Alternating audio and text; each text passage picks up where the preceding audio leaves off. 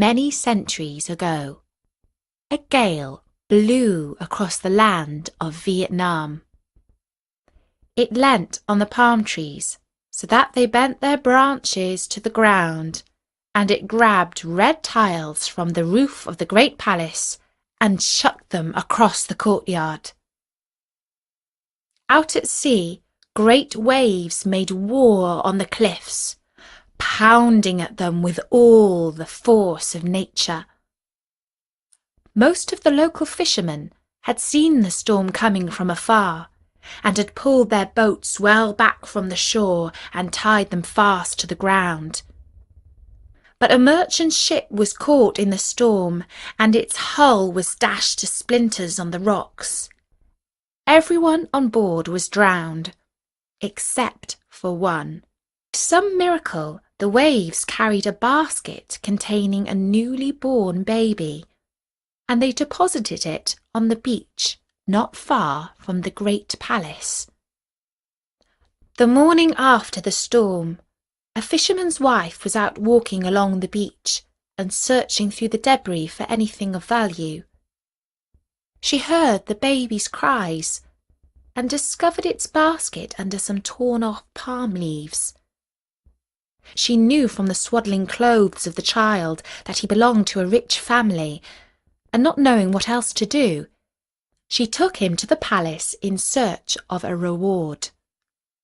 When the king heard of this infant who had been saved from the storm by a miracle, he thought that it must be a very special child indeed. He adopted him as his own, and he grew up to be Prince My An Tiem. My An Tiem proved to be a popular young man, with wisdom and knowledge beyond his years. Often the king's counsellors would consult his opinion before reaching a decision, because he understood the king's heart and his wishes better than anyone else. His adopted father loved him as much, if not more, than his natural sons. When My An Tiem turned 20 years old, the king arranged for him to marry one of his daughters, Princess Kobar, who had been his friend since childhood. The celebration was the most extravagant of the king's reign. So much so that the king's own son, Prince Hao, grew envious, for the lavishness of the wedding party far exceeded his own. "My father means to adopt My An Tiem as his successor," he thought to himself. "I must stop this." And so Prince Hao brought a large bribe to the head of the king's bodyguard, and a slightly smaller bribe to the head of his household.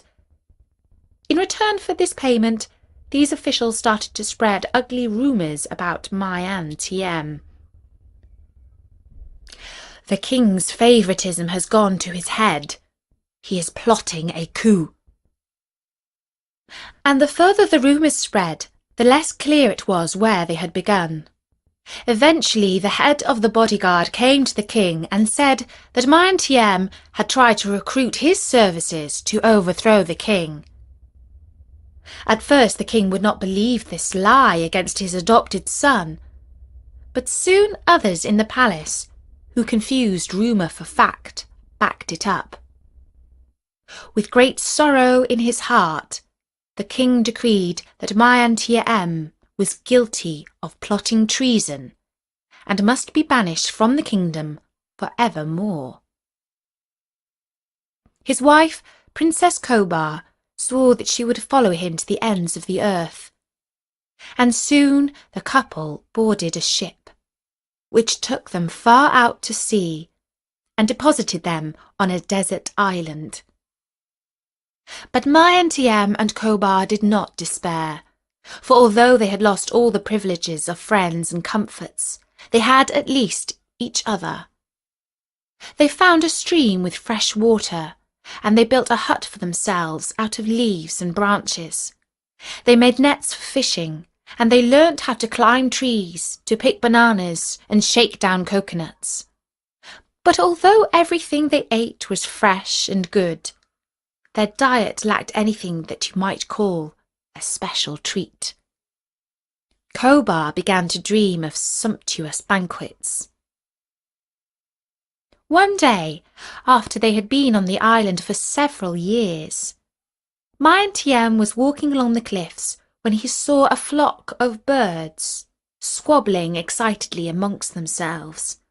As he drew closer, he saw that the cause of all their excitement were some black seeds. He picked up a handful, and when he reached home, he scattered them on the ground around their hut and along the stream. Many months later, during one of the hottest times of the year, he noticed that some unusual plants had begun to sprout on the spot where he had spread the seeds. Over the coming weeks they spread like a vine along the ground, and then some fruits started to bud under the leaves. These grew into enormous green fruits, the likes of which he had never seen before. On cutting them open, he discovered within soft, red flesh. He cut off a piece and popped it into his mouth, and it melted onto his tongue like no other. When a little later Kobar tasted the fruit, she was enormously happy and pleased. It was her first treat in 7 years. The couple decided to call the fruit red melon, and they were careful to spread the seeds and grow a second crop.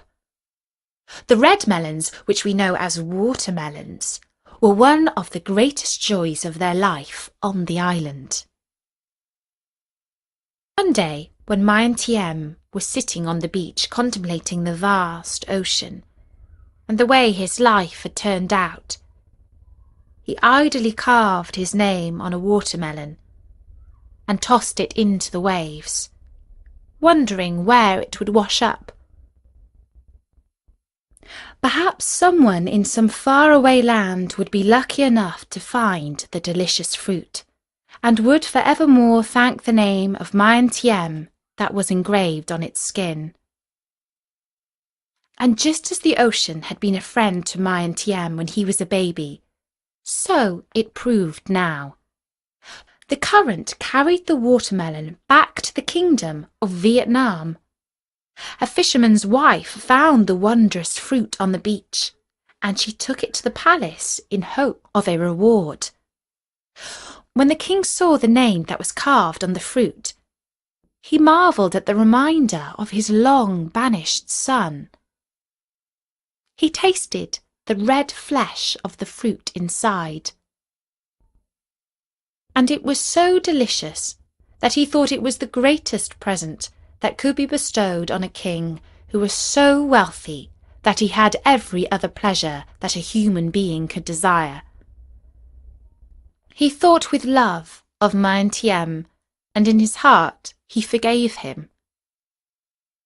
And 2 weeks after that, a ship sent by the king came to the desert island to bring Tiem and Kobar back to the palace.